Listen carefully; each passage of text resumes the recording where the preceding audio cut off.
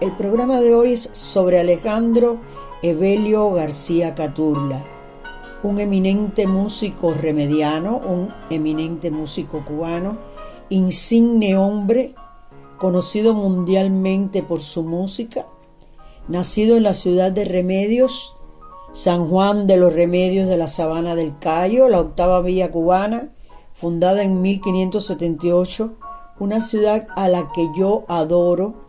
En ella se desarrolló parte de mi adolescencia y de mi juventud. También allí hice mi tesis de grado de la carrera de arquitectura. La quiero muchísimo. Pues bueno, allí nació Alejandro Evelio García Caturla el 7 de marzo de 1906.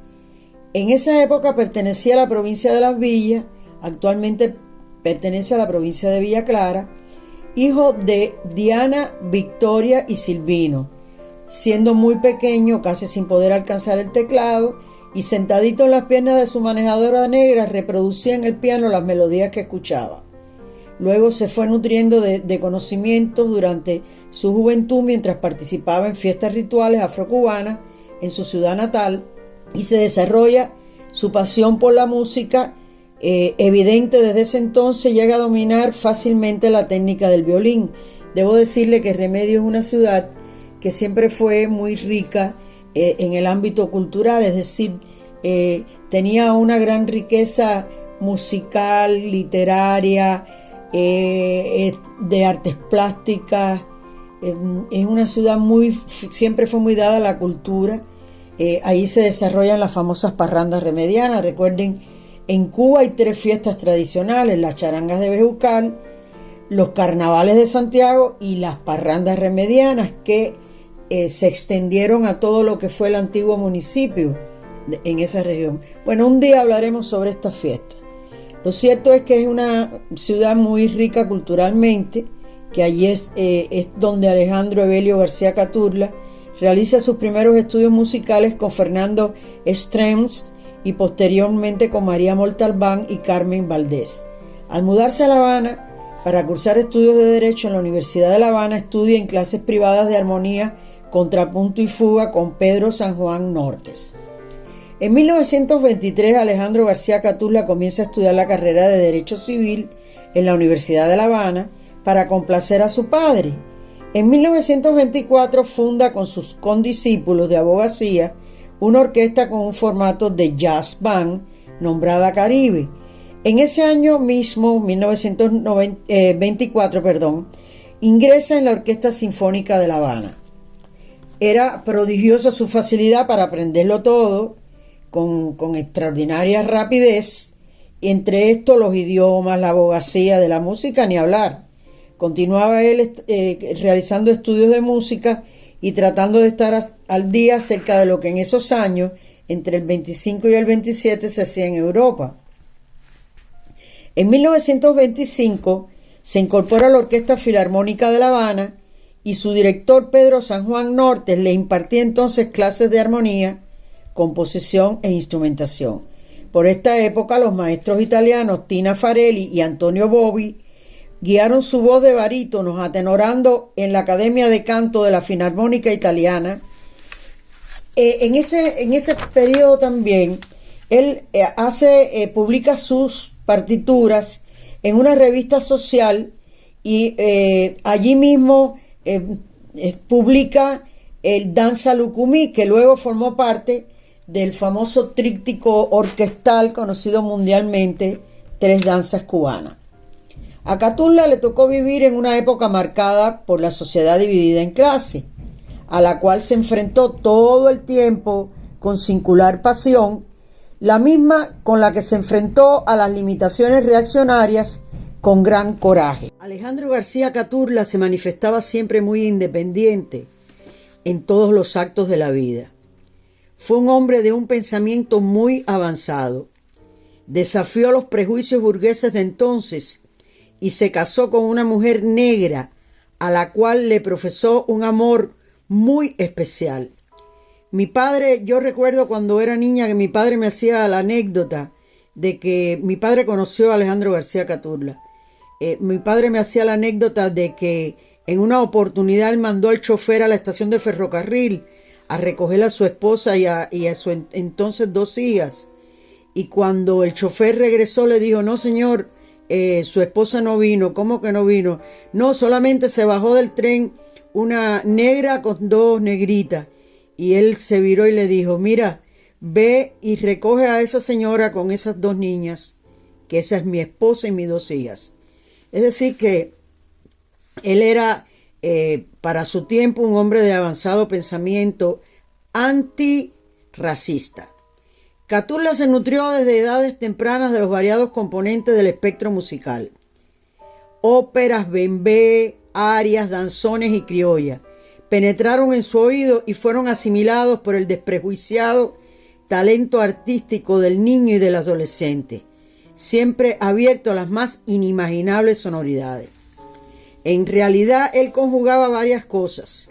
Estudió Derecho en la Universidad de La Habana, dirigió una jazz band, profundizó sus conocimientos en la teoría musical, escribió críticas de arte, canta en ocasiones, comparte con los intelectuales del grupo minorista. Él era muy versátil en sus pensamientos. Era un joven con una sagacidad tremenda. En 1927, al regresar a su ciudad natal y tras graduarse de abogado en la Universidad de La Habana, se dio a la tarea de fundar, animado por los mismos empeños musicales que movían a Alejo Carpentier y Amadeo Roldán, con quienes había trabado amistad durante su estancia en La Habana, una orquesta de cámara en Remedio, entregado de lleno a tratar de llevar adelante un nuevo modo de hacer música. En abril de 1927, la orquesta de cámara que fundó estrenó su Obertura Cubana, obra enraizada en lo más puro de la música cubana. Al calor del influjo que ejercían los minoristas, con sus postulados renovadores, a algunos de cuyos miembros pudo conocer mientras él estudiaba en La Habana. En octubre de 1927 fundó en Remedio un pequeño periódico de vida efímera titulado precisamente Los Minoristas. Solo apareció un número en el cual vio la luz su primera crítica musical. En junio de 1928, cuando solamente contaba con 22 años y había ganado suficiente dinero gracias a su reciente pedito título de abogado, parte Catula para Europa con un buen número de obras en su equipaje: Obertura Cubana, 3 danzas, guajiras, poema de verano, poema de ambiente cubano. Este viaje fue una consecuencia de su relación con Alejo Carpentier y otros miembros del grupo minorista, y pasa unas semanas en Madrid, luego pasa a Sevilla y finalmente va a París, Francia, ahora acompañado del compositor mexicano Manuel Ponce. En la ciudad Luz, el músico llegado del trópico es torbellino de inquietudes, pero ante todo quiere estudiar. La profesora Nadia Boulanger lo recibió en su casa como alumno, pero más que darle clase, ella prefería sostener con aquel aventajado discípulo un intercambio de criterios. Lo orientaba, lo estimulaba, pero además disfrutaba de los conocimientos musicales que tenía Alejandro García Catula. En París edita sus danzas Lucumí del tambor. El encuentro con el compositor Edgar Varese y con el escritor Luis Aragón, las funciones de ballet. Los conciertos son momentos inolvidables. En las salas de París se estrena en noviembre de 1928 2 poemas afrocubanos. Al mes siguiente, en diciembre de 1928, en función dirigida por el maestro Mario François Gaillard, se escucha su bembé. Catula no puede presenciar tales funciones porque ya desde el día 25 de octubre de 1928 estaba de vuelta en Cuba. A finales de ese mismo año se le confiere en Remedio el título de hijo ilustre de la ciudad. Para Catula no es válido aquello de que nadie es profeta en su tierra. A su regreso a Cuba continúa desarrollándose como compositor y compartiendo estas tareas con el ejercicio de su abogacía. En el año 1929 publica varios artículos en la revista Musicalía, dirigida por María Muñoz y Antonio Quevedo, y en el número correspondiente a julio-agosto de ese año, de 1929, ve la luz su análisis sobre las posibilidades de los ritmos afrocubanos de ser incorporados al pentagrama musical con el título Posibilidades Sinfónicas de la Música Afrocubana. Fue colaborador de la revista de Avance. Esta última representó las preocupaciones vanguardistas de la intelectualidad cubana en los años 20 del pasado siglo, a la que Caturla estuvo unido al incorporar los ritmos e instrumentos afrocubanos a la orquesta sinfónica. Es decir que paulatinamente él hacía insistencia en que estos ritmos afrocubanos, que forman parte de la policromía cultural cubana, se incorporaran a la música sinfónica. En septiembre de 1929 viajó de nuevo a Europa para representar a Cuba en los festivales sinfónicos iberoamericanos, en la Exposición Internacional de Barcelona, donde ejecutó 3 danzas cubanas para la Orquesta Sinfónica. En 1932 organiza en Caibarien, que es una ciudad cercana a Remedios, le dicen la perla blanca del Caribe, con la colaboración de José María Montalbán, una orquesta de conciertos para divulgar las obras sinfónicas de los clásicos y los componentes de todo lo que es la cultura contemporánea, o sea, la música contemporánea, y contribuir así a la educación del pueblo.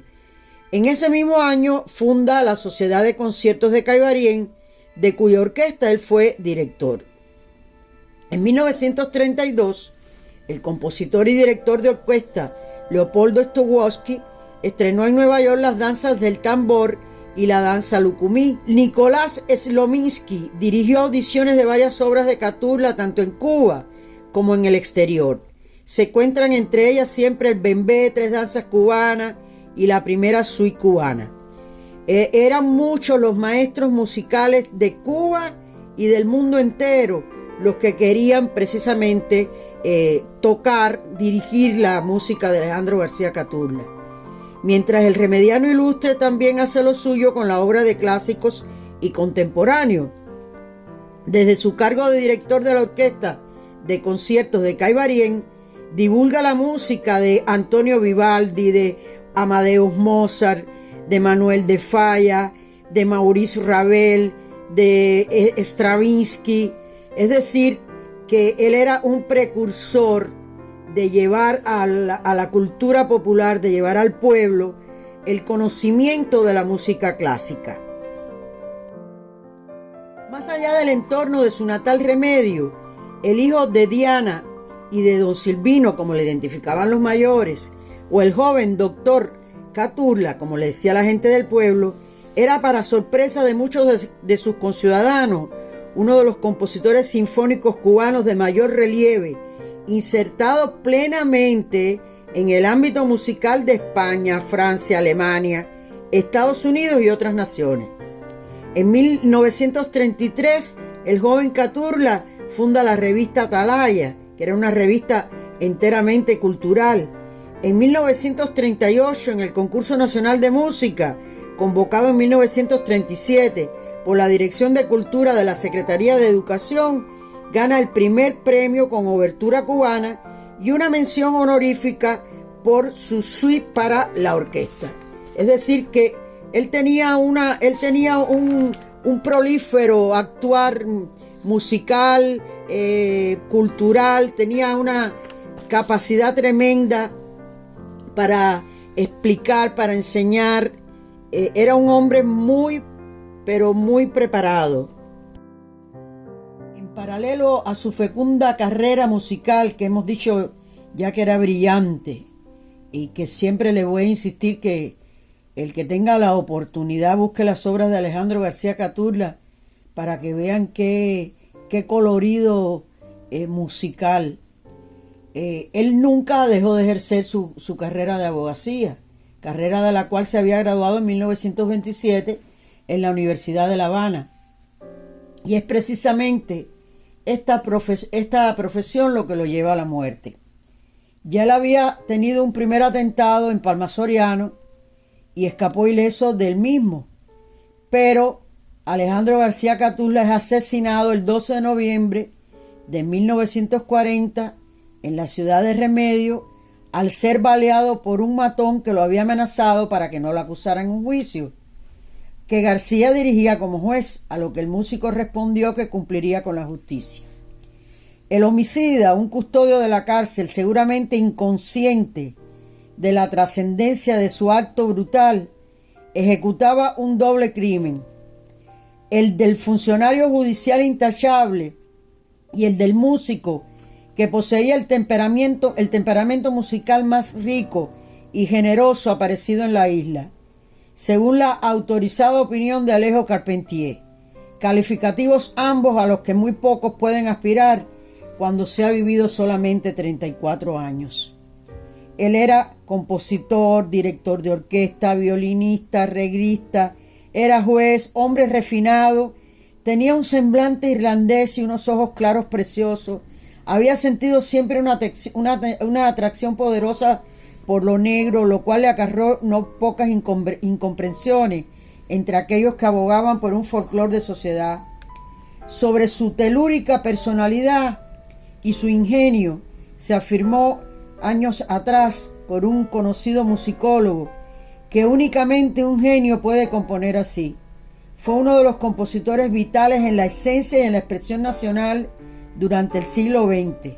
Dejó piezas sinfónicas que rastrean y enriquecen el lenguaje de las raíces negras, españolas, populares y folclóricas de Cuba.